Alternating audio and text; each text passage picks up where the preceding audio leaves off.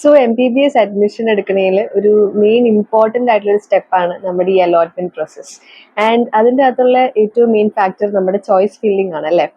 And ഈ choice filling is not something which you should do very randomly or just copy from someone else's list. അപ്പോൾ ഇതിൻ്റെ അത് നമുക്ക് ശ്രദ്ധിക്കേണ്ട കുറച്ച് കാര്യങ്ങളായിരിക്കും ഞാൻ ഇന്ന് ഈ വീഡിയോയിൽ ഷെയർ ചെയ്യാൻ പോകുന്നത്. So hi everyone, welcome back to my channel. I am Revathi Ramesh, a first year medical student at government medical college Kozhikode. So ആദ്യം തന്നെ ഞാൻ നിങ്ങൾക്ക് ഇനി നടക്കാൻ പോകുന്ന നമ്മുടെ ഈ അലോട്ട്മെന്റ് പ്രോസസ്സിനെ കുറിച്ച് ഞാൻ ജസ്റ്റ് ഒന്ന് നിങ്ങൾക്ക് ഒരു ഐഡിയ തരാം. നമുക്ക് റാങ്ക് ലിസ്റ്റ് വന്നതിന് ശേഷം നമ്മുടെ main rank list, provisional and main rank list വന്നതിന് ശേഷം അലോട്ട്മെന്റിന്റെ പ്രോസസ്സ് സ്റ്റാർട്ട് ചെയ്യാനുള്ള പോർട്ടൽ നമ്മുടെ സിഇയുടെ സൈറ്റിൽ തന്നെ ഓപ്പൺ ആകും.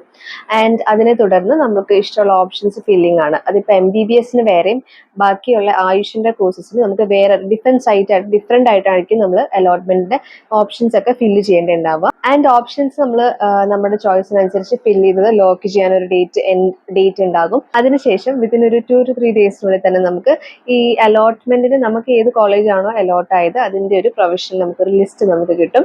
അതിന്റെ അലോട്ട്മെന്റ് മെമ്മോ, പിന്നെ അതിനൊരു വിത്തിൻ 2 to 3 ഡേയ്സിനുള്ളിൽ തന്നെ അതിന്റെ അലോട്ട്മെന്റ് മെമ്മോ നമുക്ക് കിട്ടും.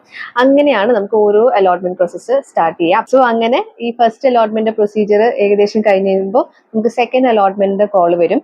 സെക്കൻഡ് അലോട്ട്മെന്റും ഇതേപോലെ തന്നെ നമ്മുടെ ചോയ്സിനനുസരിച്ച് നമുക്ക് ഫില്ല് ചെയ്യാനുള്ള ഒരു ഓപ്ഷൻ കിട്ടും.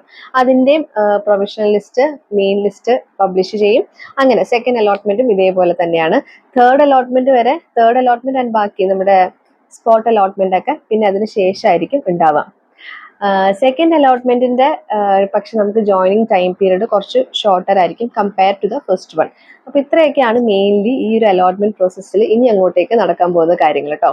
ഇനി ഞാൻ പറയാൻ പോകുന്നത് നമ്മുടെ അലോട്ട്മെന്റ് പ്രോസസ്സിൽ നമ്മൾ ശ്രദ്ധിക്കേണ്ട കുറച്ച് കാര്യങ്ങളെ കുറിച്ചാണ് കേട്ടോ. അപ്പോൾ ഈ അലോട്ട്മെന്റ് നമ്മുടെ ഈ ഒരു പ്രോസസ്സ് എന്ന് വെച്ചാൽ ഭയങ്കര ഇമ്പോർട്ടൻ്റ് ആണ്. കാരണം അതിൻ്റെ അത് ചെറിയൊരു മിസ്റ്റേക്ക് വന്നിട്ട് കുറേയധികം കുട്ടികൾക്ക് നമ്മുടെ സീറ്റ് നഷ്ടപ്പെട്ടു പോയ ഒരു സെനാറിയോ ഒക്കെ ഉണ്ട്.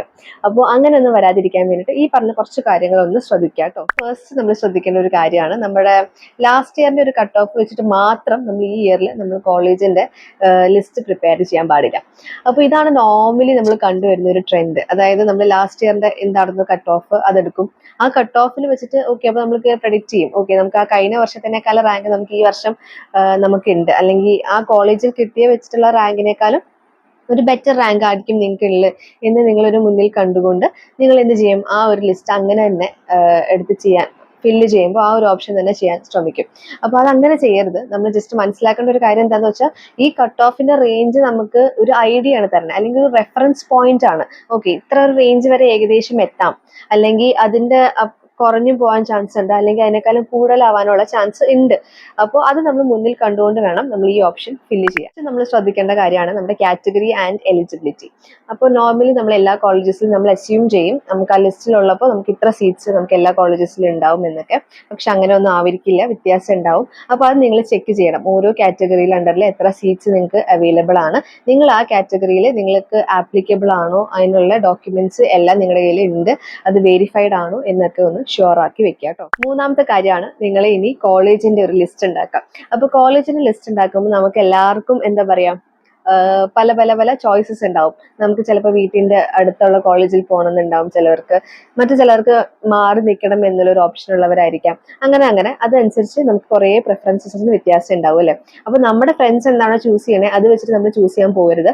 സോ നമുക്ക് ഈ കോളേജസിനെയൊക്കെ നമുക്ക് നമ്മുടെ ഒരു പ്രിഫറൻസ് അനുസരിച്ച് 3 കാറ്റഗറി ആയിട്ട് നമുക്കൊന്ന് ഡിവൈഡ് ചെയ്ത് അതിന് മുന്നേ തന്നെ സെറ്റ് ആക്കി വെക്കണം.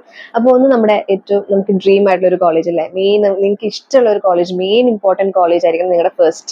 ഓക്കെ, രണ്ടാമത് നിങ്ങളുടെ കാറ്റഗറി ആയിരിക്കണം നിങ്ങൾക്ക് ചാൻസസ് ഉള്ള കോളേജ്. അതായത് നിങ്ങൾക്ക് നിങ്ങളുടെ ഡ്രീം കോളേജിലേക്ക് നിങ്ങൾക്ക് എത്താൻ പറ്റിയ ചിലപ്പോൾ റാങ്ക് ഇല്ലെങ്കിൽ രണ്ടാമത്തെ ഓപ്ഷൻ നിങ്ങൾക്ക് ഏത് കോളേജ് ആയിരിക്കും നിങ്ങൾക്ക് ഒരു ബെറ്റർ ഓപ്ഷൻ. അതായത് നിങ്ങൾക്ക് കുറച്ചും കൂടെ എക്സ്പോഷേഴ്സ്, അതായത് നിങ്ങളുടെ വീടിന്റെ അടുത്ത്, അങ്ങനെ നിങ്ങളുടെ പ്രിഫറൻസ് അനുസരിച്ച് നിങ്ങൾക്ക് എന്താണോ നിങ്ങളുടെ സെക്കൻഡ് ബെസ്റ്റ് ഓപ്ഷൻ അതായിരിക്കണം നിങ്ങളുടെ രണ്ടാമത്തെ കാറ്റഗറി. മൂന്നാമത്തെ കാറ്റഗറി നമ്മുടെ ഒരു സേഫ് ഒരു ഓപ്ഷൻ ആയിരിക്കണം. അതായത് ഈ പറഞ്ഞ ഓപ്ഷൻസിലൊക്കെ നിങ്ങൾക്ക് അലോട്ട്മെന്റ് കിട്ടിയില്ലെങ്കിൽ നിങ്ങൾ മൂന്നാമത്തെ ഒരു കോളേജിലേക്ക് നിങ്ങൾക്ക് അഡ്മിഷൻ എടുക്കാൻ റെഡി ആയിട്ടുള്ള ഒരു കോളേജ് അങ്ങനെ ആയിരിക്കണം. അല്ലെങ്കിൽ ഒരു കോളേജോ അധികം കോളേജസോ അങ്ങനത്തെ കോളേജസ് ഒക്കെ ആയിരിക്കണം ഈ മൂന്നാമത്തെ സേഫ് ഓപ്ഷനിൽ നിങ്ങൾ വെക്കേണ്ടത്. രണ്ടാമത്തെ ശ്രദ്ധിക്കേണ്ട കാര്യമാണ് നമ്മുടെ ഈ പ്രിഫറൻസസ്. അതായത് ഇപ്പൊ നമ്മൾ പറഞ്ഞല്ലോ, നമ്മൾ ഈ 3 കാറ്റഗറി ഒക്കെ ആയിട്ട് അറേഞ്ച് ചെയ്തു. വിത്തിൻ ദ കാറ്റഗറി ഇറ്റ്സെൽഫ് നിങ്ങൾക്ക് ഏതാണ് ഏറ്റവും കൂടുതൽ ചോയ്സ്, നിങ്ങൾക്ക് ഇഷ്ടമുള്ള ചോയ്സ്, അപ്പൊ അതിന് നിങ്ങൾ റിസർച്ച് ചെയ്തേ പറ്റൂ. ഇപ്പൊ ഓരോ നമ്മൾ യൂട്യൂബ് ചാനലിലൊക്കെ നമ്മൾ കാണുമ്പോൾ പലർക്ക് പല ഒപ്പീനിയൻസ് ഉണ്ടാവും. ചിലവർക്ക് ചില കോളേജസ് ഇഷ്ടമായിരിക്കും, മറ്റു ചിലവർക്ക് അത് ഇഷ്ടമാവണമെന്നില്ല. സോ ഈ പ്രിഫറൻസ് ലിസ്റ്റ് എന്ന് വെച്ചാൽ ജസ്റ്റ് ഒരു ലിസ്റ്റ് മാത്രമായിട്ട് നിങ്ങൾ അതിനെ കാണരുത് കേട്ടോ. അതായത് അതിന് അത്ര ഇമ്പോർട്ടൻസ് ഉണ്ട്. അപ്പൊ നിങ്ങൾക്ക് ഇമ്പോർട്ടൻറ്റും ഏറ്റവും ഫസ്റ്റ് നിങ്ങൾക്ക് ഇഷ്ടമുള്ള കോളേജസ് ഒക്കെ ആ ഒരു ഓർഡർ തന്നെ ആയിരിക്കണം നമ്മൾ അറേഞ്ച് ചെയ്തിട്ടുണ്ടാവുക. ഞാൻ നേരത്തെ 3 പറഞ്ഞ കാറ്റഗറി ഉണ്ടായിരുന്നല്ലോ, ആ കാറ്റഗറിയിൽ തന്നെ നിങ്ങൾക്ക് ഏറ്റവും ഇഷ്ടമുള്ളതായിരിക്കണം ആദ്യം.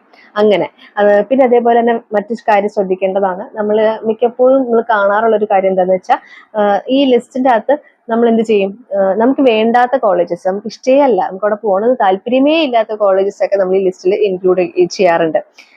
അപ്പൊ അങ്ങനെ ചെയ്ത് കഴിയുമ്പോൾ പ്രശ്നം എന്താണെന്ന് വെച്ചാൽ, നമുക്ക് അലോട്ട്മെന്റ് കോൾ വന്നു കഴിഞ്ഞാൽ നമുക്ക് അലോട്ട്മെന്റ് പ്രോസസ്സ് സ്റ്റാർട്ട് ചെയ്ത് കഴിഞ്ഞ് കഴിഞ്ഞാൽ നമ്മൾ ആ കോളേജിൽ പോയിട്ട് അഡ്മിഷൻ എടുത്തേ പറ്റൂ. പിന്നെ രണ്ടാമത്തെ അലോട്ട്മെന്റിൽ നിങ്ങൾക്ക് ആ ഒരു അപ്ഗ്രഡേഷൻ കിട്ടണം എന്ന് ചാൻസ് പോലും ഇല്ല. അപ്പൊ ബൈ ചാൻസ് കിട്ടിയ ലക്കി, ബെസ്റ്റ് ഓപ്ഷൻ. പക്ഷെ കിട്ടിയില്ലെങ്കിൽ നിങ്ങൾ ആ കോളേജിൽ തന്നെ ആയിപ്പോവും.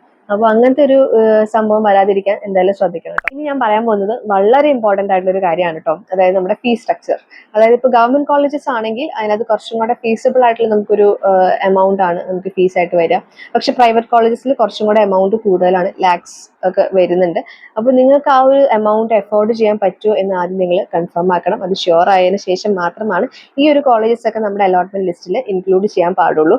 കാരണം വൺസ് നമുക്ക് ആ ഒരു കോളേജ് അലോട്ടഡ് ആയി കഴിഞ്ഞാൽ നമുക്ക് we have to go and remit that fees. അല്ലാണ്ട് വേറെ ഓപ്ഷൻ ഇല്ല. അത് നമുക്ക് ആ ഫീസ് ചെയ്തേ പറ്റൂ. അതിനുശേഷമാണ് പിന്നെ ബാക്കി നമുക്ക് സെക്കൻഡ് അലോട്ട്മെന്റ് നമുക്ക് അപ്ഗ്രഡേഷൻ കിട്ടുമോ ഇല്ലയോ എന്നൊക്കെ നമുക്ക് നോക്കാൻ പറ്റുള്ളൂ. അപ്പോൾ അത് നമ്മൾ എന്തായാലും ശ്രദ്ധിച്ചേ പറ്റൂ. നമ്മുടെ ഈ ഫീസ്, അതായത് നമ്മളൊരു 4.5 ഇയേഴ്സിലേക്ക് ആ ഒരു കറക്റ്റ് ട്യൂഷൻ ഫീ നിങ്ങൾക്ക് അടയ്ക്കാൻ നിങ്ങൾക്ക് പറ്റുന്നുണ്ടോ എന്ന് കൺഫേം ആയതിനു ശേഷം മാത്രം ആ ഒരു ഡെസിഷൻ എടുക്കുക. ജമ്പ് ചെയ്ത് നമ്മൾ ആ ഒരു കൺക്ലൂഷനിലേക്ക് പോകരുത് കേട്ടോ. ഒരു കാര്യമാണ്, നമ്മൾ മറ്റൊരാളുടെ ഓപ്ഷന്റെ ലിസ്റ്റ്, അവരുടെ പ്രയോറിറ്റി വെച്ചിട്ട് നമ്മൾ അതേപോലെ തന്നെ അല്ലെങ്കിൽ അതിന് സിമിലർ ആയിട്ട് നമ്മൾ നമ്മുടെ ലിസ്റ്റ് പ്രയോറിറ്റൈസ് ചെയ്യാൻ നോക്കരുത്.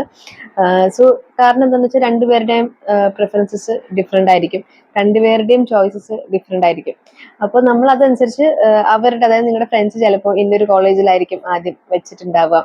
അപ്പൊ അലോട്ട്മെന്റ് ലിസ്റ്റിൽ പ്രയോറിറ്റി ഇതായിരിക്കും അവരുടെ. അപ്പൊ അത് വെച്ചിട്ട് നിങ്ങൾ അങ്ങനെ കമ്പയർ ചെയ്തിട്ട് ഓക്കെ എനിക്കും അങ്ങനെയാണ്, അവിടെയാണ് പോകേണ്ടത്, ഇങ്ങനെ ആവരുത്. നിങ്ങൾ രണ്ടുപേരും രണ്ട് ഇൻഡിവിജ്വൽ ആണ്. നിങ്ങൾക്ക് അവിടെ എത്തിക്കഴിയുമ്പോഴായിരിക്കും നിങ്ങൾക്ക് രണ്ടുപേരുടെയും പ്രിഫറൻസസ് ഒക്കെ അയ്യോ അപ്പൊ എനിക്ക് ഇങ്ങനെ അല്ലായിരുന്നു വേണ്ടേ എന്ന് തോന്നിയിട്ട് കാര്യമില്ലല്ലോ. അപ്പൊ അതുകൊണ്ട് എന്ത് ചെയ്യണം, നിങ്ങൾ തറോ ആയിട്ട് ആലോചിക്കുക എന്തൊക്കെയാണ് നിങ്ങളുടെ പ്രിഫറൻസസ് എന്ന് നിങ്ങൾ കൃത്യമായിട്ട് അനലൈസ് ചെയ്തതിന് ശേഷം വേണം ആ ഒരു ലിസ്റ്റിൽ നിങ്ങൾ ആ പ്രയോറിറ്റൈസ് ചെയ്യാൻ വേണ്ടിയിട്ട് കേട്ടോ.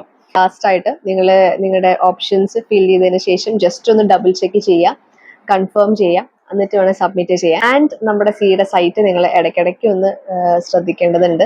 എന്തൊക്കെ അപ്ഡേറ്റ്സ് ആണ് വരുന്നത്, എന്തെങ്കിലും ഡെഡ് ലൈൻസ് വേറെ വന്നിട്ടുണ്ടോ, അതൊക്കെ നിങ്ങളൊന്ന് ശ്രദ്ധിക്കേണ്ടതാണ് കേട്ടോ. അപ്പോൾ നിങ്ങൾ എല്ലാവരും അടിപൊളിയായിട്ട് നമ്മുടെ ഈ അലോട്ട്മെന്റ് പ്രോസസ്സ് കംപ്ലീറ്റ് ചെയ്യുക. മിസ്റ്റേക്സ് ഒക്കെ മാക്സിമം ഒഴിവാക്കുക എന്നല്ല, മിസ്റ്റേക്സ് മാക്സിമം ചെയ്യാതിരിക്കുക. അപ്പോൾ മറ്റൊരു വീഡിയോ ആയിട്ട് കാണുന്നവരെ ബൈ, സീ യു സൂൺ.